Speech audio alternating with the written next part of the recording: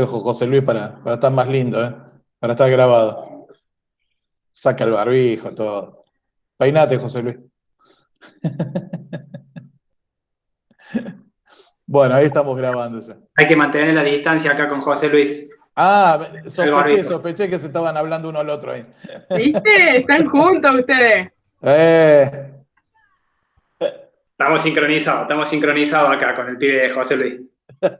me parece muy bien. Bueno, gente, entonces vamos a presentar la pestaña con la presentación. Muy bien, ahí la deben estar viendo, las bibliotecas en la sociedad de la información, ¿sí?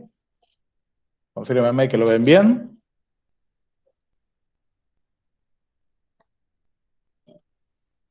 ¿Sí? ¿Se ve bien? Sí, sí, Perfecto. sí, se ve bien. Bárbaro. Arrancamos entonces. La biblioteca en la sociedad de la información. Primero debemos definir qué es sociedad de la información. Aquí vamos a llamar sociedad de la información. La sociedad de la información es aquella... voy a apagar mi cámara para que no sature la conexión. Ahí está. Vamos a definir como sociedad de la información aquella que crece y se desarrolla alrededor de la información y permite un crecimiento, una expansión de la creatividad humana en lugar de un mero aumento del consumo material, ¿sí? Se va a consumir más información, se van a consumir lo que en algunos campos llaman activos intangibles, más que activos tangibles, más que consumos materiales, ¿sí? La sociedad de la información, entonces, da paso a eh, lo que se puede denominar la sociedad red. ¿A qué se le llama sociedad red? Como la información pasa a ser un recurso económico, un recurso que puede tener un precio, un recurso que se vende y se compra, entonces esta información como recurso permite aumentar la eficacia de las empresas, ¿sí? A mayor información, en principio, deberían tener la capacidad de poder organizarse mejor, preparar como es las estrategias de producción de mejor manera y mejorar, en principio se espera eso, mejorar la calidad de los productos y servicios.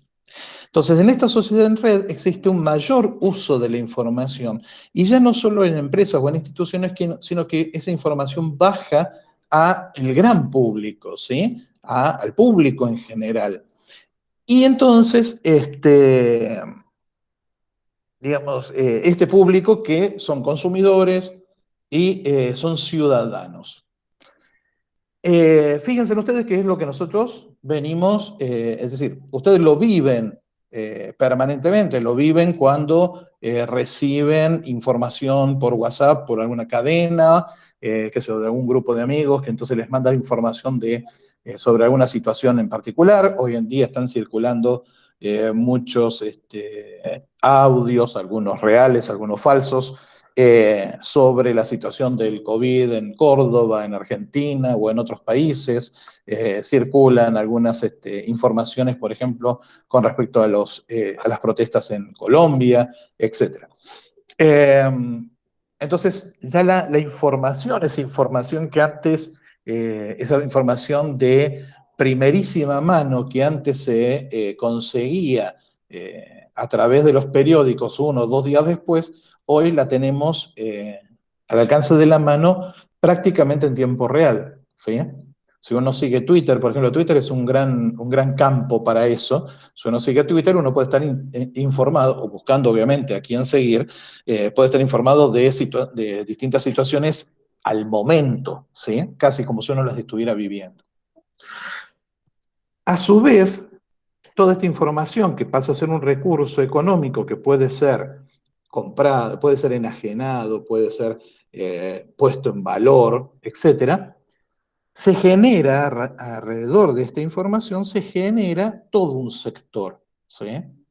Este sector obviamente va a atender a esta demanda de medios y de servicios de información. Bien, cada vez hay más empresas urgidas de información. Eh,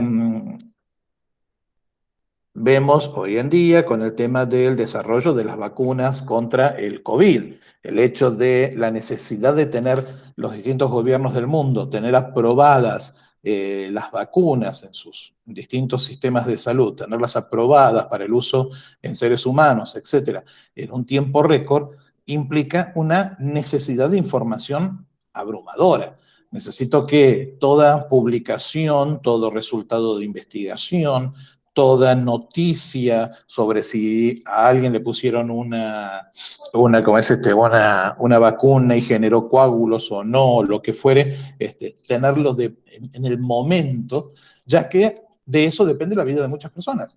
Entonces, se desarrolla todo este sector de información cada vez más grande. Dentro de la bibliotecología, nosotros lo vemos en los grandes proveedores de servicios de información, como pueden ser las bases de datos, las revistas académicas, etc.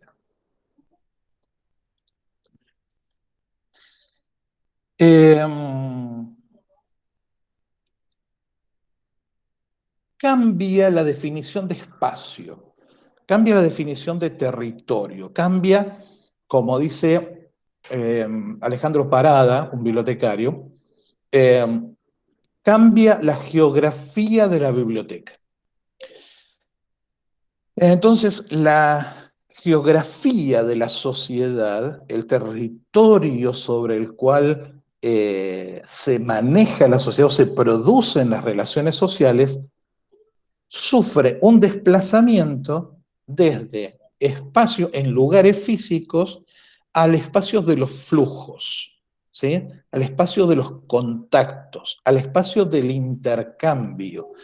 En definitiva, intercambio de información. Si consideramos que una charla es un intercambio de información, entonces todo chat, toda charla es un intercambio de información, es un flujo de información. Entonces, la sociedad, entonces, todo su espacio en donde se producen los contactos sociales, en donde se producen las relaciones sociales, en donde se crean sociedades en el sentido de personas que se unen en pos de un objetivo común, puede ser organizar una fiesta o llevar adelante un emprendimiento, pasa de realizarse en un espacio de lugar físico a un espacio de flujos. ¿Vamos bien hasta acá? ¿Me van entendiendo? Sí, sí. ¿Esto después lo va a subir? Yo lo subo, sí, sí, sí. Bien, entonces, en este mundo digital, entonces, voy a mencionar algunas características o algunos conceptos que vienen de distintos lados. La mayor parte de esto que estoy presentando viene de una tesis de Saurín Pérez, el apellido del autor, Saurín Pérez, que habla, la tesis se llama Modelo conceptual para la automatización de unidades de información. Entonces lo que hace es analizar la automatización de bibliotecas, pero desde un punto de vista conceptual, ¿sí? Es decir, sienta las bases conceptuales de la automatización, por decirlo de alguna manera. Entonces, él plantea ahí distintos aspectos, que la mayor parte de lo que estoy hablando acá tiene que ver con lo que él dice, algunos aportes míos. Y en este caso, en estos 5 elementos que están mencionados ahí, los 3 últimos, los 3 entornos los menciona Saurín Pérez, pero los otros 2 vienen de un autor que se llama Marshall McLuhan. Bueno, los que son un poco leídos en el ámbito de semiótica y demás, lo habrán escuchado, otros no, no hay problema. Les voy a escribir el nombre en el chat, por si los quieren llegar a ver. Es McLuhan, Marshall, ¿sí? Marshall es el nombre. Qué divertido, ¿no? Alguien que se llame comisario. Está bueno. Marshall McLuhan, él plantea en varios libros, ¿no? Él hace, estamos hablando, él en el año más o menos 60, por ahí en los años 60, escribe sus libros. Entonces él plantea muchos estudios sobre los medios de comunicación principalmente, los medios de comunicación de masas, como se decía hasta hace poco. Entonces, él plantea varios conceptos, tiene varios libros, es muy interesante los conceptos porque hasta hace como juegos de palabras, ¿no? Entonces, el medio, por ejemplo, hay una de sus frases que dice que, creo que es el título de un libro, el medio es el mensaje, eh, llevando a la idea que para hoy nos resulta bastante clara, de que dependiendo por qué medio se está transmitiendo una noticia o una información, cambia esa información. No es lo mismo la información recibida por un medio que por otro. Y es más, está adaptada, está manejada, en algún punto él menciona el medio, un profesor mío, perdón, parafraseando a McLuhan, decía, el medio es el mensaje, y él decía, el medio es el masaje. ¿Por qué? Porque el medio cambia, altera, deforma, le da otra forma, ¿no? Deforma en el sentido que le da otra forma al mensaje. Hoy lo vivimos que no es lo mismo una noticia publicada en Facebook que publicada en Twitter que publicada en Instagram, ¿sí? El medio obliga a que la noticia sea reestructurada, rearmada, sea deformada, pero en el sentido de que tome otra forma, ¿sí? Entonces, otros dos conceptos de McLuhan son el aula sin muros. Él plantea que el aula donde se produce el aprendizaje ya no queda, ya excede los muros físicos del aula. Eso lo planteaba en los años 60. Si hoy viera internet, se caería de espalda. Eh, entonces él planteaba eso, ¿no? Planteaba que el estudiante, el profesor, ya va como es no queda limitado a las paredes del aula física, sino que se expande más allá, utiliza recursos que están más allá, se contacta con otras personas que están por fuera del aula y todos ellos intervienen en la educación, ¿sí? Y parecido con esto y relacionado con esto, él planteó de la aldea global. La aldea global, él plantea que el mundo, a través de los medios de comunicación, ¿sí? Se ha transformado en una aldea, es decir, algo tan pequeño como una aldea, ¿sí? Pero tan grande que alcanza al mundo entero. Entonces, gracias a los medios de comunicación, nosotros podemos estar tan informados de lo que sucede en los distintos países como lo que está sucediendo en nuestra propia ciudad. Tal es así que esto yo a veces lo veo y me hace reír en TikTok, en Instagram, en distintos lugares. Muchos argentinos adoptan frases por ejemplo, mexicanos, ¿sí? Eh, por ejemplo, el otro día me escribió alguien sobre un texto, no me acuerdo qué era, y me pone, entonces todo lo que hice valió madre. Y ese término valió madre es un término mexicano, pura y exclusivamente, es decir, una expresión mexicana, ¿sí? No es una expresión argentina. Y sin embargo, esta persona argentina, ¿sí? Argentina, viviendo en Argentina, haciendo toda su labor en Argentina, utiliza frases mexicanas, ¿sí?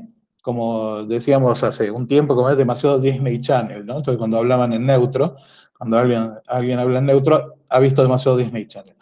Eso es lo que hacen los medios de comunicación.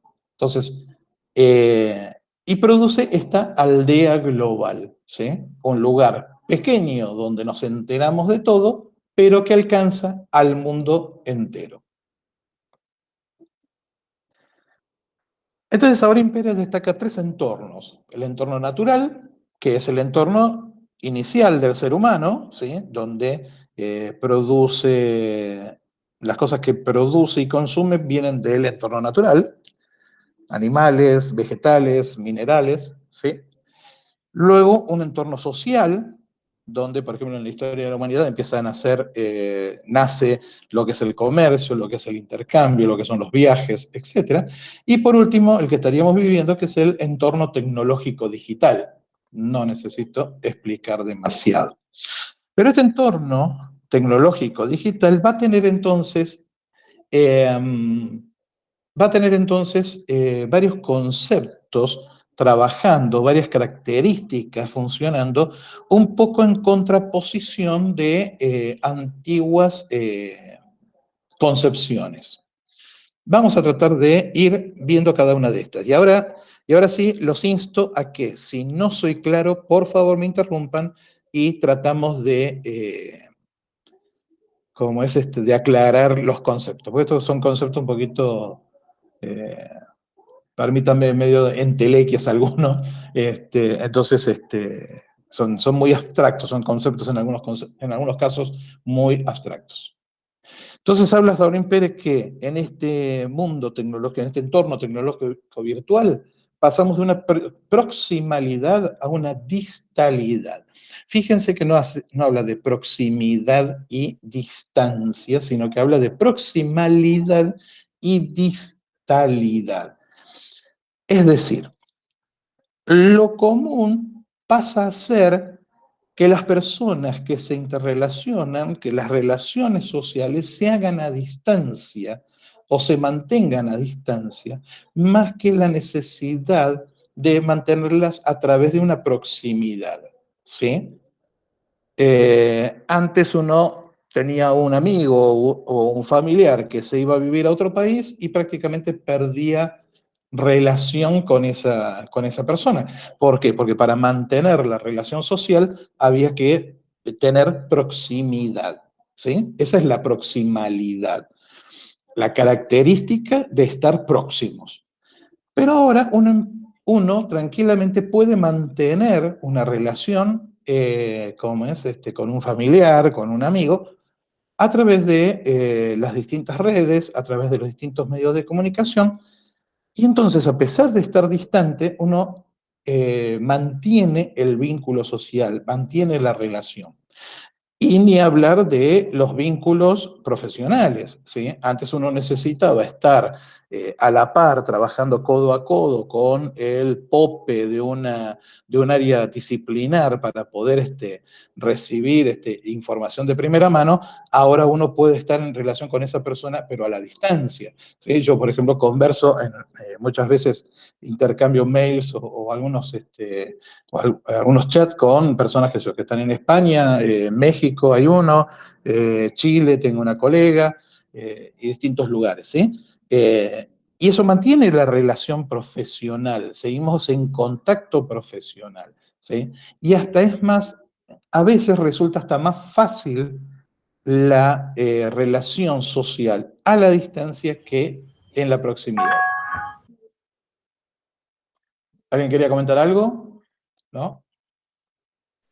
Yo hago Sí, un dime. pequeño paréntesis a ver si suma, porque Dale. ahí vos hablas de lo de la proximidad y demás, y yo tengo, si bien hace mucho tiempo que se fue de viaje, pero mi abuela paterna, ella era del ciclo, del grupo de filatélicos en Río Cuarto, y eso a ella le permitió, por un lado, formarse, porque todo lo que es las estampillas y demás viene acompañado con un pequeño texto, tiene un nombre técnico que ahora no me acuerdo, que explica el porqué de esa tirada, el porqué de esa insignia, si es patria o no, etcétera. Y ella, a través del correo, de tener contactos con filatélicos en España y en otras partes del mundo, ella estaba en contacto directo con las nuevas, digamos, estampillas y demás que salían, no solo de ese país de España, sino de acá de Argentina, y así intercambio. Y era la forma de comunicarse. Y eran personas que jamás en su vida había visto, pero por estar en ese circuito de filatélicos, tenía ese contacto, digamos, que no lo hubiese tenido de otra manera, porque no existían en los años 30, 40 internet ni nada de eso. La única forma era por carta, tardaba 10 días, una semana, etcétera, pero Sí. tenía ese contacto. Que si no estabas en esos círculos, digamos, no accedías de otra manera. Y por ahí no sé si eso suma a esto de la cercanía, si bien estaban Tal súper cual, distantes, pero tenían esa cercanía por la carta. tal cual. Ahí estoy poniendo el nombre de un autor, Derek de Sola Price. En unas investigaciones que realizó, él genera un concepto, él escribió un libro que se llama Pequeña Ciencia, Gran Ciencia.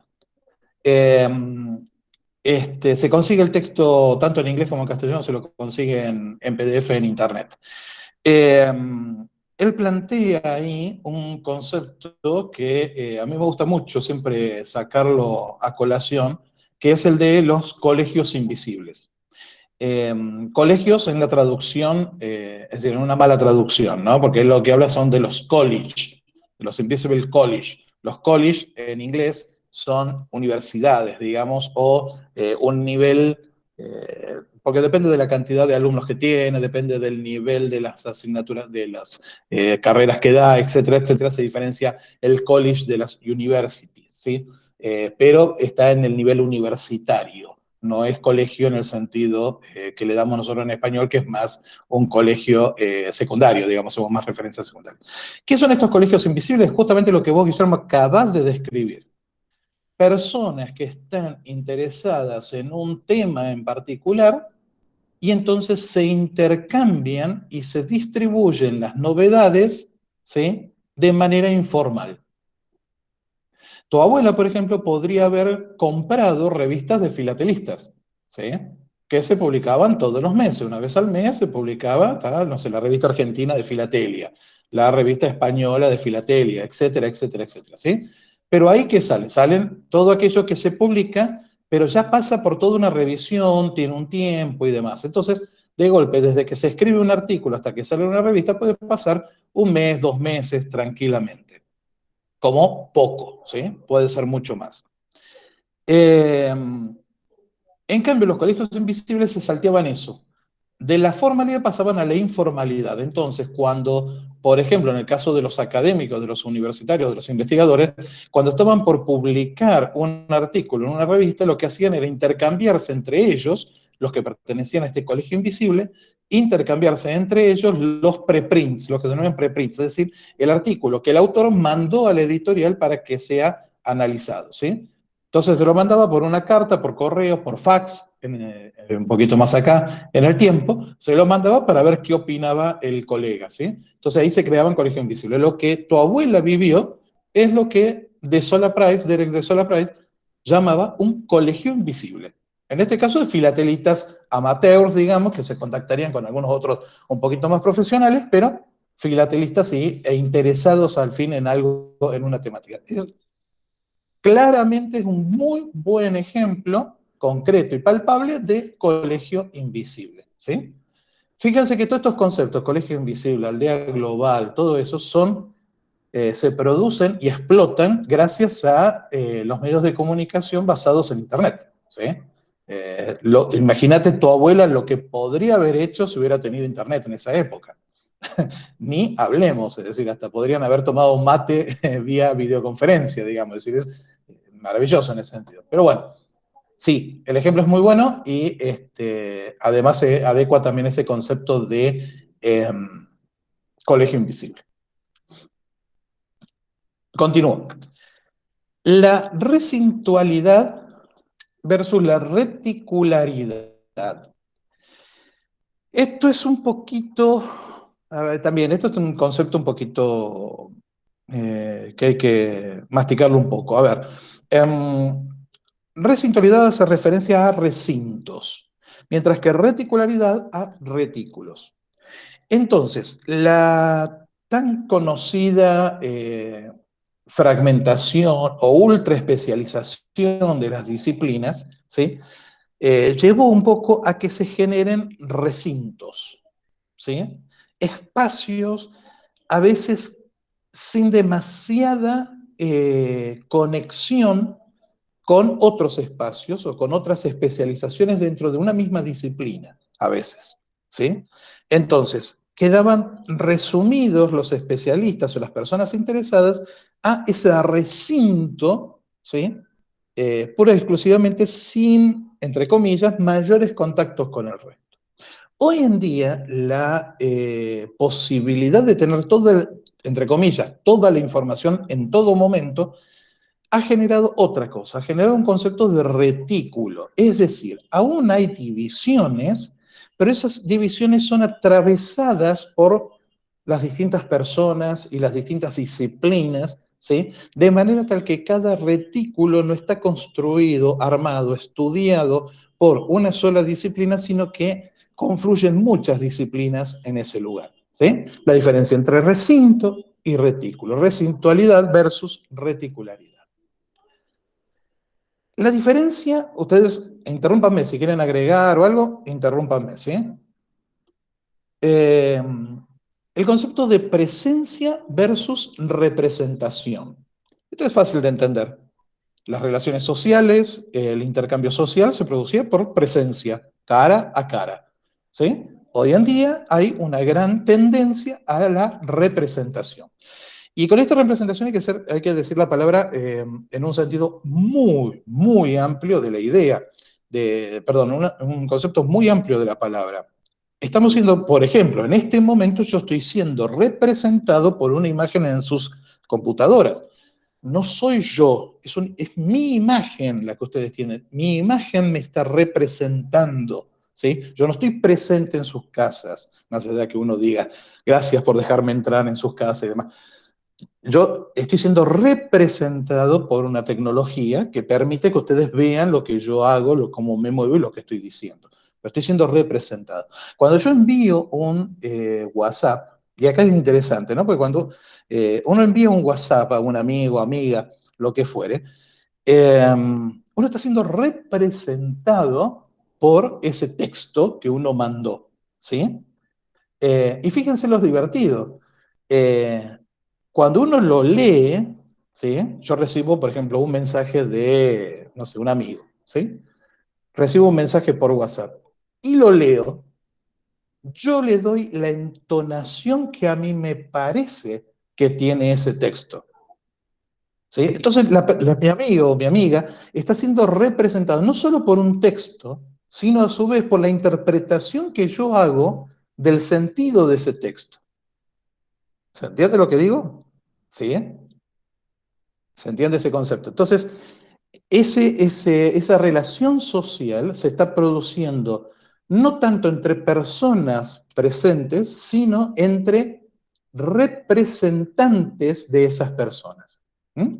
Que corremos el riesgo de interpretar lo que el otro está diciendo para cualquier lado, ¿no? Obviamente.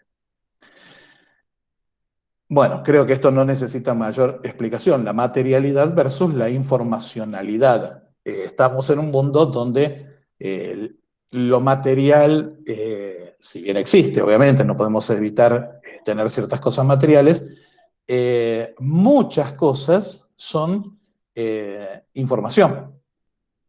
Y el mundo tecnológico digital es un mundo propiamente de información. Eh, Acá me gusta citar un caso de un periodista norteamericano que en el surgimiento de Internet, allá antes del 2000, eh, como es pretendió hacer una investigación a ver de qué sucedía. Entonces inventó una página web. La página web tenía un nombre de Wheels, sí, que es ruedas en inglés, pero mal escrito, con errores de ortografía. Entonces, preparó esa página web donde supuestamente ofrecía, ¿sí? Te prestaba un auto si vos estabas dispuesto a cubrirlo totalmente de propagandas, ¿sí? Si vos te animabas a andar por la calle con ese auto lleno de propagandas, esa empresa falsa te prestaba un auto. Eh, Algo así como los autos de turismo carretera de hoy en día, ¿sí? Que vean con todas las calcomanías y demás. Entonces, ¿cuál fue el resultado? A ver, la página web tenía todas las indicaciones de que era algo falso. La dirección no era de una empresa, sino que era la del diario, los errores de ortografía, etcétera, etcétera.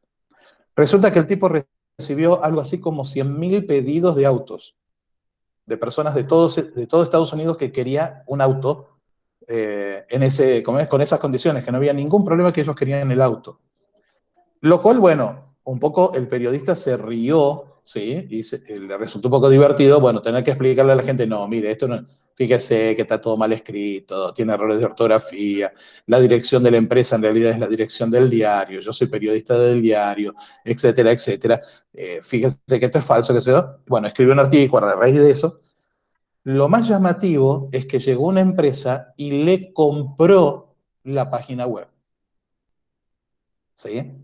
Tipo también por un valor de, qué sé yo, no sé, $300.000, una cosa así. Es decir, ya le compraron algo que no existía, Claro, pero por la base de datos. que no existir, ¿sí? Y se lo compraron, le pusieron valor. No, porque él no generó base de datos, nada. No, Ah, simplemente por la idea. Le compraron para tener la idea de prestar autos tapizados de propaganda. Entonces el valor del auto se cubría con las propagandas y vos pagabas obviamente los gastos del auto. Algo de eso, que todavía no leí bien el concepto, pero si ustedes buscan un poco las noticias, lo habrán visto, se están vendiendo esto es algo bastante raro de entender, se están vendiendo los derechos de productos digitales, pero que son de acceso abierto. Eh, no me acuerdo cómo es que se llama, pero hay varios casos que se han vendido. Por ejemplo, memes, ¿sí? Esos pequeños videitos, esos pequeños GIF de los memes, qué sé yo, se han vendido un par de ellos, pero por valores ridículos, $2 millones, $1 millón, lo cual otorga un certificado de propiedad, pero no un certificado de exclusividad, ¿sí? Un certificado, es realmente muy loco, ¿no? Es decir, alguien que compra y dice, esto es mío, aunque yo no puedo hacer nada, no puedo ni sacarlo ni nada por el estilo, pero es mío. Es como tener a ver, ya se habían vendido obras digitales, ¿sí? Qué sé yo, por ejemplo, hay artistas digitales que hacen cuadros, ¿sí? Por ejemplo, digitales, y venden esos cuadros digitales, ¿sí? Con movimiento, sin movimiento, no importa. Pero hacen un cuadro digital y te lo venden, y vos lo podés exponer en tu casa. Entonces vos pones una pantalla de computadora y expones ese cuadro, pero ese cuadro es tuyo, es un JPG, por decirlo de alguna manera, es una foto, una imagen que yo pongo en un televisor que está en una pared en mi casa, ¿no? Y adorno mi casa con ese cuadro que es mío, que es único. El autor hizo uno solo, ¿sí? El pintor hizo uno solo y lo tengo yo. No, esto es algo que está en el mundo, distribuido por el mundo, que va y viene por todos lados, pero yo tengo una certificación de que eso es mío. No leí todavía el concepto bien, pero fíjense eso, en definitiva yo estoy pagando por un papel que dice que eso es mío. Nada más. ¿Sí? Nada más. Así de simple. Por eso la diferencia entre materialidad versus informacionalidad. Cuando a mí yo le compraba al pintor o a la pintora, digamos, un cuadro digital y lo exponía en mi caso, estoy comprando materialidad, por más que sea digital. Yo estoy comprando algo material que es mío y que nadie se lo puede llevar a menos que me robe el televisor ese o me robe el pendrive donde está ese archivo. En cambio, ahora estamos hablando de algo que es nada más que información, simplemente un certificado. ¿Hace falta explicar naturalidad versus artificialidad? Creo que no. Lo sincrónico versus lo multicrónico. Bueno, acá otra vez, creo que la pandemia ha hecho explotar este concepto, ¿sí? Si bien Saurín Pérez lo escribe allá en el 2002, si no recuerdo mal, creo que se adelantó tranquilamente 20 años al concepto. Es interesante porque, claro, antes uno decía sincrónico, diacrónico, eran como las oposiciones, ¿no? Contra lo sincrónico, es decir, lo que se da en el momento, lo que estamos haciendo ahora, sincrónico, se oponían lo diacrónico. Pero acá entonces Saurín Pérez plantea que a lo sincrónico que estábamos acostumbrados, que era la presencialidad, de estar dando clases en el aula, por ejemplo, ahora cambiamos por un sistema multicrónico. Suena feo porque lo de multicrónico suena como enfermedad crónica, ¿no? Pero multicrónico, donde tenemos actividades que son sincrónicas, tenemos actividades que no son sincrónicas, yo puedo mandarles una lectura para leer, eso es asincrónico totalmente, ¿sí? Podemos intercambiar por Telegram, que por un momento es sincrónico, porque estamos contestando, hablando y contestando en el momento, por otro momento es totalmente asincrónico, porque no tengo las notificaciones activadas, etcétera, etcétera, ¿sí? Se produce entonces que en el mismo canal, en la misma relación social, en el mismo intercambio social, se producen varios tipos de cronicidad, es decir, de tiempo, de compartir tiempo, distintos tipos, ¿sí? Por eso habla de multicrónico. Extensión versus compresión. Es un concepto poquito complejo. Vamos a tomarlo por este lado. Si yo antes quería en mi casa tener libros, tener discos, tener cassettes, tener videos, etc. Pinturas, esculturas, etc. Yo necesitaba extenderme, ¿sí?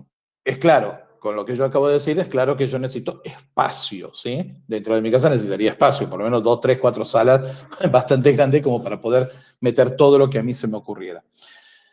Pero pensémoslo en el sentido un poco más conceptual, ¿sí? No es lo mismo tener un libro que tener una estatua. Estamos de acuerdo en eso. Entonces yo no puedo tener el mismo espacio, ¿sí? Para ambas cosas. Tienen que estar en espacios distintos. No sé si habitaciones distintas, pero son espacios distintos. Entonces yo necesito extenderme conceptualmente para acceder a muchas cosas. ¿Bien hasta ahí? ¿Se entiende eso? Ahora, lo que se produce hoy es al revés. Se produce una compresión, ¿sí? Una concentración, si quieren. Se comprime ese espacio. ¿Por qué? Porque hay una tendencia a que las cosas, todas esas cosas que yo mencionaba, un libro, un video, conversaciones y demás, empiezan a comprimir, a meterse dentro de un solo elemento, como siempre digo, el celular, ¿sí? El teléfono. Entonces, yo ya no necesito, yo si quiero tener, por ejemplo, una vista de el David de Miguel Ángel, basta con que me conecte y vea la cámara 360 que me lo enfoca. O si quiero hacer una recorrida del Louvre, la puedo hacer por el celular. O si quiero leer un libro, lo puedo tener en el celular. O si quiero escuchar música, escucho en el celular. Y si quiero escuchar la radio, la puedo escuchar en el celular. No necesito conceptos, aparatos, posiciones, lugares extendidos, sino que me concentro, me comprimo, ¿sí? Se comprime todo eso en un solo punto. De todo creo que queda claro esto, la movilidad física versus los flujos electrónicos. Yo ya no necesito moverme hasta donde están ustedes para darles la clase, sino que a través de un flujo electrónico yo les hago llegar la clase, ¿sí? Piensen eso en las relaciones sociales, piensen eso en las actividades económicas, ¿sí? Cada vez más, por ejemplo, hay muchos... ¿cómo es que se llaman? Muchos gurús de los negocios en Internet y demás que dicen que eh, la mejor forma de ganar dinero en Internet es tener, bueno, primero ser bastante diversificado, etcétera, pero tener algunos productos que te hagan ganar dinero de manera pasiva, ¿sí? Productos que te den una ganancia pasiva. Como por ejemplo productos digitales, es decir, escribir un libro, hacer un pequeño cursito, y publicarlo. Entonces la persona paga, descarga y listo, y uno no hace nada, ¿sí? Básicamente, ¿está? Entonces, es lo que llaman ellos ingresos pasivos. Y se refiere a esto, ¿sí? En definitiva, yo en vez de estar imprimiendo un libro y mandándoselo, lo que estoy haciendo es un flujo electrónico. Me paga por tener ese libro y yo se lo envío en algún sistema, en algún formato, que la persona lo pueda leer sin ningún inconveniente, ¿sí? Lo mismo con algún curso, con alguna capacitación, etc.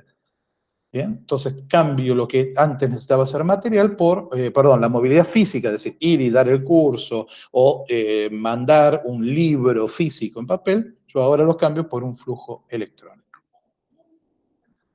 Circulación lenta versus circulación rápida, eso creo que no tampoco amerita demasiada explicación. La información antes circulaba lentamente, ahora circula de manera muy rápida, ¿sí? Como es el último, a ver, el ejemplo que yo recuerdo, pues más o menos alguien lo midió al tiempo, fue, por ejemplo, con la muerte de Néstor Kirchner. Nosotros nos estábamos enterando que había fallecido acá en Argentina y Wikipedia ya estaba actualizado. ¿Tá? Quienes recurrían a Wikipedia, quienes fueron a Wikipedia a ver o a tratar de editarla, resulta que ya estaba editada. Entonces, cuestiones de 1 hora, 2 horas, la información ya está llegando a todos lados. En este caso, a Wikipedia. ¿Sí? Entonces, la circulación lenta versus la circulación rápida.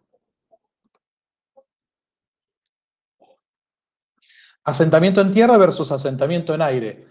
A ver, yo no sé, creo que lo mencioné el concepto. A ver si a alguien se le ocurre con qué concepto que hemos mencionado en algún momento o que se habla hoy habitualmente, relacionan ustedes esto. Asentamiento en tierra versus asentamiento en aire. Escucho, a ver. Se abren apuestas, se abren apuestas. De los satélites que nos comunican, ponele, para tener estas clases virtuales. Está cerca, perfecto, está cerca. Ponele. Hay un concepto que yo he mencionado, estoy seguro que he mencionado, que se menciona mucho, y está cerca, tiene que ver con eso. A ver, son exactamente 4 palabras. En el medio son una preposición, un artículo y 2 sustantivos.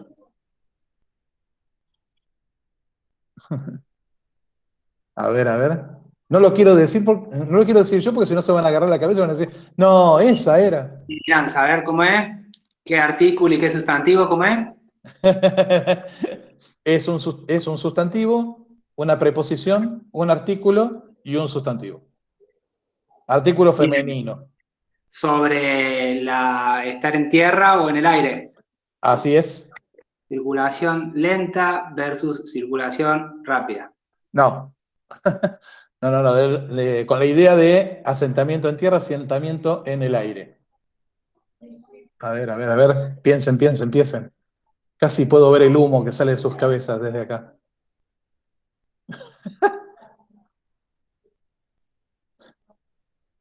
José Luis entra en estado de póker, porque por más que se ríe y demás, no podés saber qué carta tiene.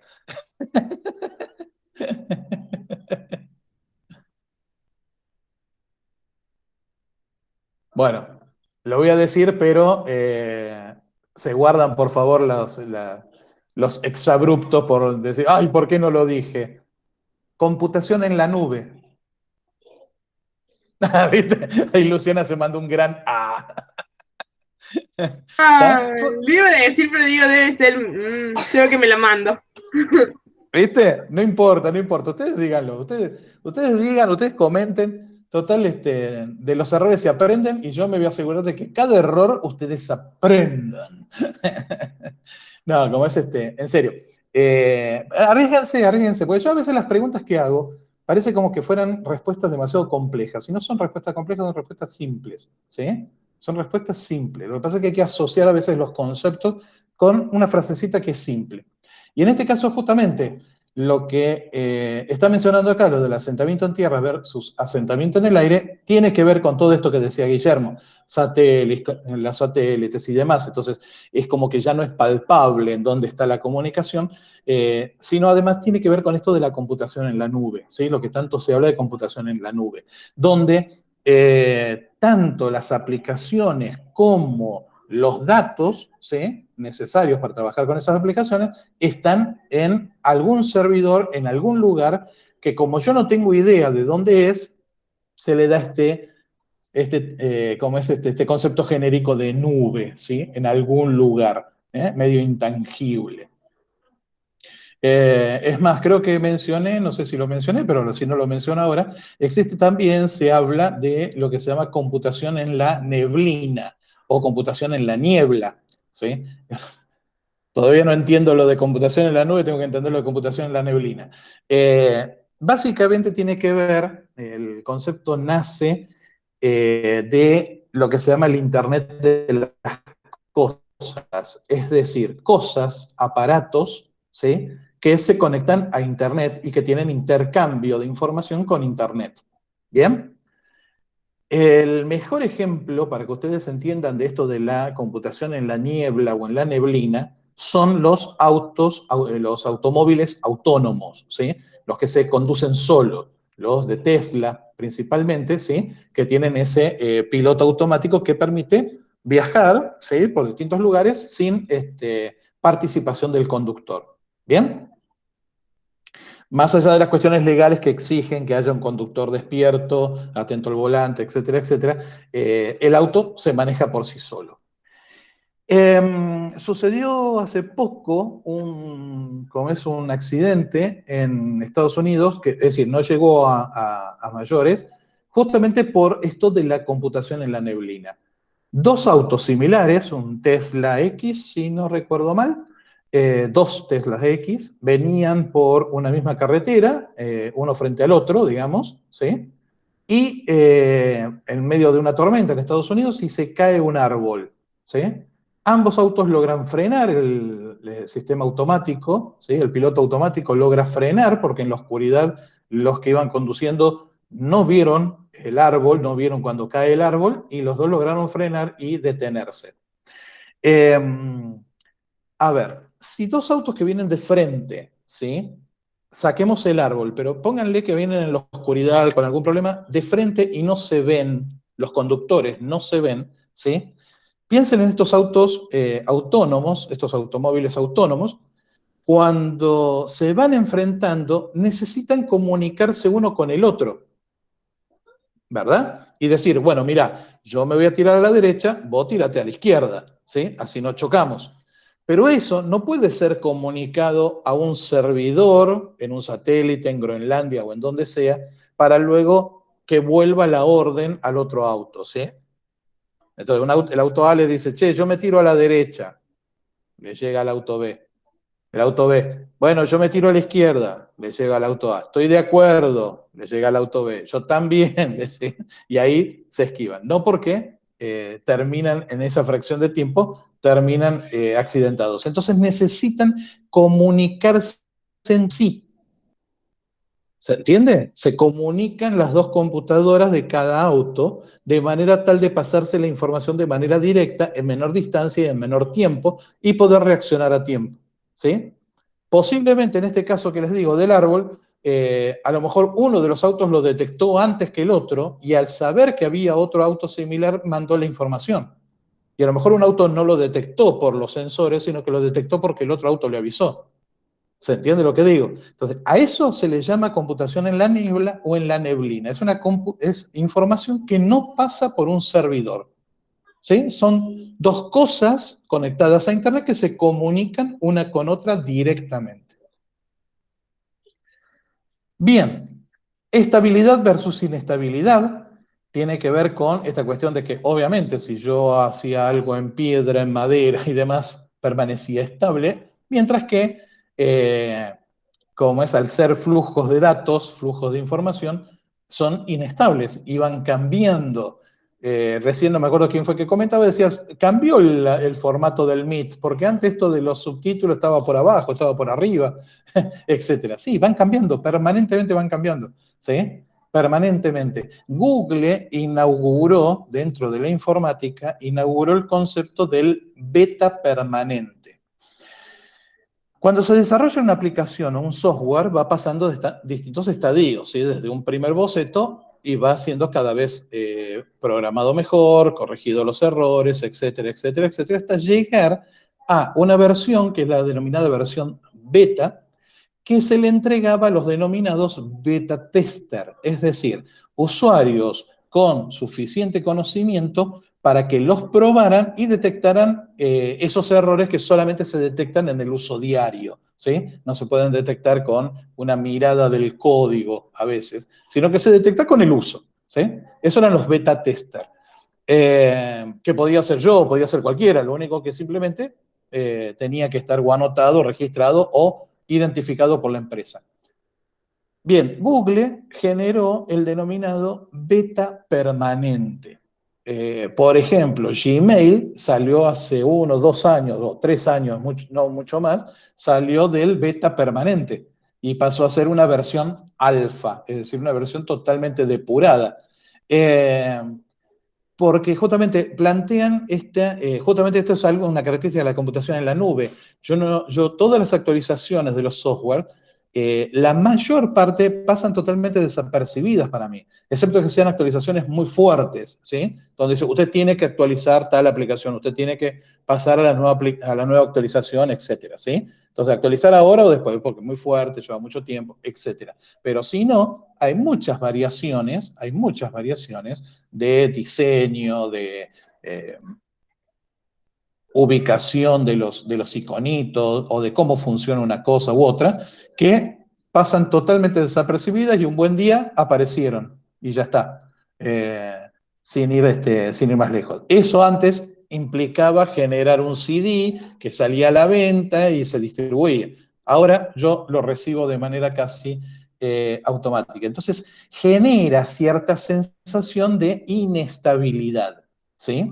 Cierta sensación de inestabilidad. Las cosas no son permanentemente iguales, van cambiando y a veces cambian demasiado en poco tiempo. Localidad versus globalidad, creo que no hace falta explicar mucho, simplemente lo que antes era eh, totalmente local, ahora ya tiene una distribución global. Pentasensorial versus bisensorial. Fíjense, esto es interesante. Acá tenemos como una contra, ¿sí? Y depende cómo se lo mire, es una contra o una ventaja, ¿no? Porque permite inclusión de más gente, pero por otro lado también corta la inclusión de gente. Eh, Antes, en la presencia, o mejor dicho, en la presencialidad, uno trabaja con los 5 sentidos, ¿sí? Los 5 sentidos básicos. Hay investigadores que dicen que hay muchos más sentidos. Eh, Hay los 5 sentidos básicos que a mí me permitían interactuar hasta con olor, con sabor, con oído, es decir, con todo, con tacto, con todo.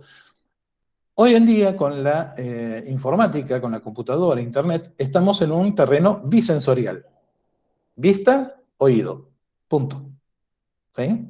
Por ahora. No nos transmiten olores, no nos transmiten, yo no puedo saber si lo que tomó Guillermo era un té, un mate cocido, si era un té de tilo, un té de rosa mosqueta. En cambio, a lo mejor si lo hubiera tomado en el aula, delante de todos, hubiéramos sentido el aroma, ah, es un té de menta, ah, es un té de... en cambio, acá por internet, yo no lo puedo saber, ¿sí? O a lo mejor era un café en saquito, no sé. Entonces pasamos de una Penta, oh, mira lo que es eso, con descarga de limón, qué lindo. Bien, entonces, yo no puedo saber, entonces, pasamos de los 5 sentidos, pasamos a solamente 2, ¿sí? Y estamos reducidos ahí. La memoria natural interna versus la memoria artificial externa. También. Y en el caso de los bibliotecarios, esto nos afecta muy concretamente a los bibliotecarios. Muy concretamente. Ustedes siempre, estoy seguro que ustedes conocen a una persona que dicen, cuando esa persona se muera, nadie va a saber dónde están las cosas. Estoy seguro. Desde mamá, papá, bibliotecaria, profesor, no sé, empleado de AFIP, de PAMI o de donde fuere, ustedes, estoy seguro que a alguien conocen que dicen, el día, más vale que nos deje un plano de dónde están las cosas, porque el día que se muera, no vamos a saber dónde están las cosas, ¿sí? Bien, eso es la memoria natural interna. Todos teníamos que recordar las cosas internamente, ¿sí? necesitábamos recordarlas internamente, dónde estaban las cosas, qué significaba algo, qué significaba otra cosa. En cambio, hoy recurrimos permanentemente a la memoria artificial externa. Yo vi un video en YouTube que era, y eso es lo único que tengo que acordarme, eran 3, 4 palabras, ¿sí? Por ejemplo, el video ese de música que puse al principio, yo siempre me acuerdo que es Vocal Sample, ¿sí? Vocal Sampling y es Hotel California. Yo me acuerdo de eso nada más, y lo busco ahí, pongo en YouTube, lo busco y aparece, ¿sí? Sé que el grupo se llama Vocal Sampling, pero ¿de dónde es? Un montonazo de cosas más, no tengo la menor idea. Simplemente recuerdo muy poquitas cosas y dejo todo lo demás en YouTube. ¿Sí? Ahí está el video y demás. En otras épocas hubiéramos necesitado, en ese mundo más material, hubiéramos necesitado descargar el video, guardarlo en un pen, y entonces yo tener el pen, digamos, para ponerlo cada vez que ustedes lo quisieran ver. ¿Sí? Eh, Hace falta explicar, analógico versus digital, pasamos de la multiplicidad de cadencias de lo analógico a los ceros y unos de lo digital. La diversificación versus la integración semiótica, esto también tiene que ver con eso que yo hablaba antes eh, de los cuadros, los sonidos, las imágenes, las conversaciones todas centradas en el celular. La homogeneidad versus la heterogeneidad. La tendencia humana hace que nos vayamos contactando, relacionando, intercambiando, ¿sí? Todas estas cuestiones sociales las hagamos con los parecidos, ¿sí? Normalmente, como es uno tiende a relacionarse con los que son parecidos a uno, ¿sí? Eh, Esto suena a veces un poco, uno puede pensar que puede sonar un poco despectivo y demás, pero no es la idea, sino que es lo natural del ser humano. Si yo me manejo en un ámbito universitario, va a haber una tendencia a que me relacione con gente universitaria. Y cuando yo salga al mundo, fuera de la universidad, salga al mundo común, a la calle, y entable conversaciones con distintas personas, es muy probable que me sienta mucho más a gusto conversando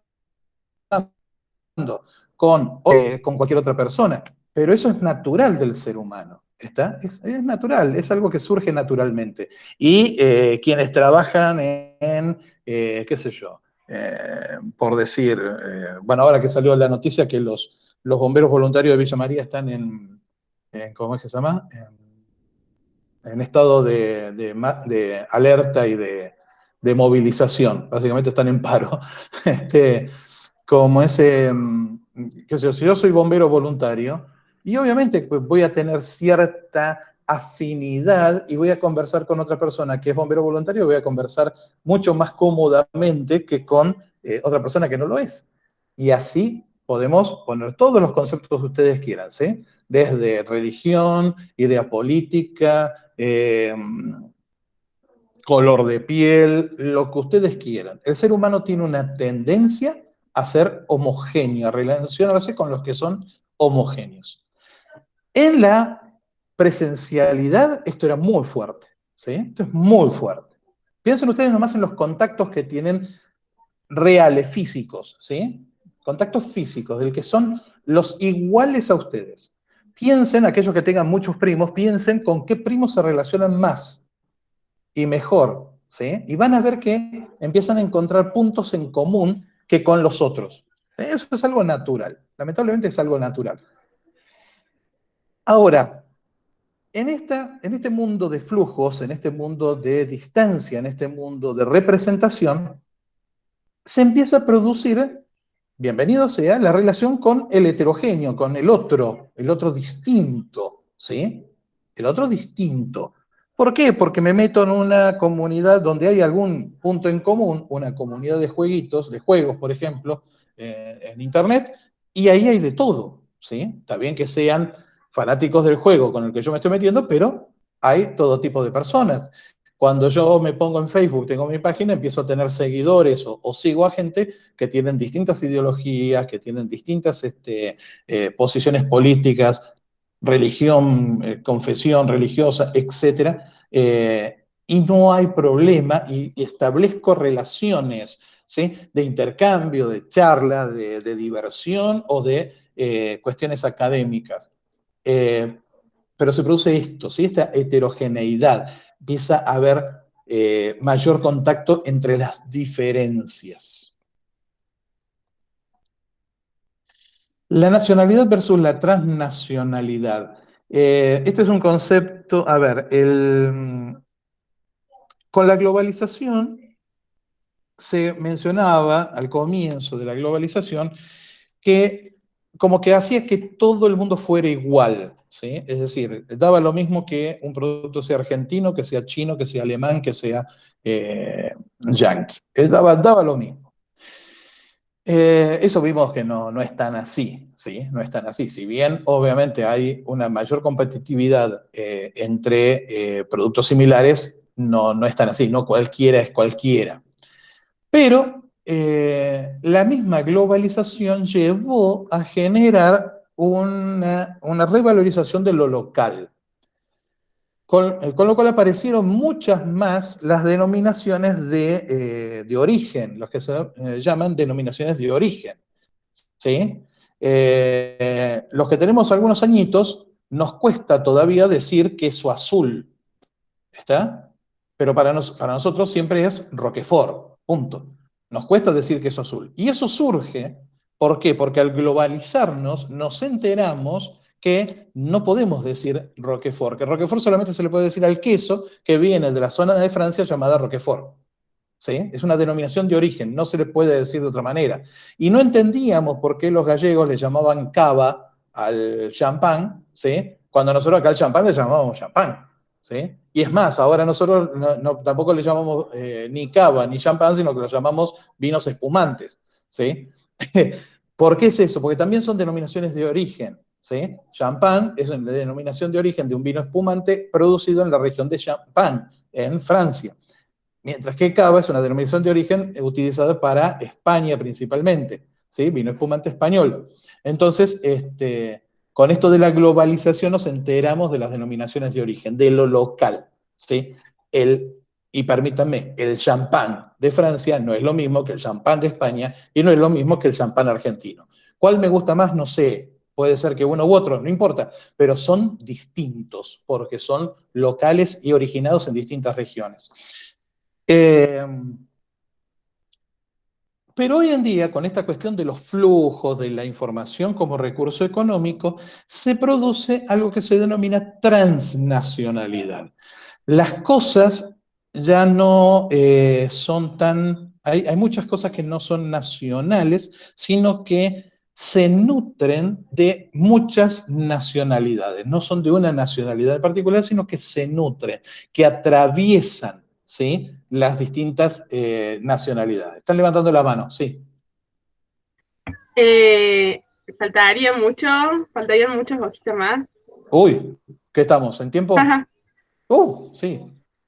Sí, A es la hora ver, de la leche, no, por eso o se sea que me es la suben última. así No, no, para mis hijas. es la última, es la última. Es la Bueno, última. Decile a tu hija buenísimo. que aguante un cachito.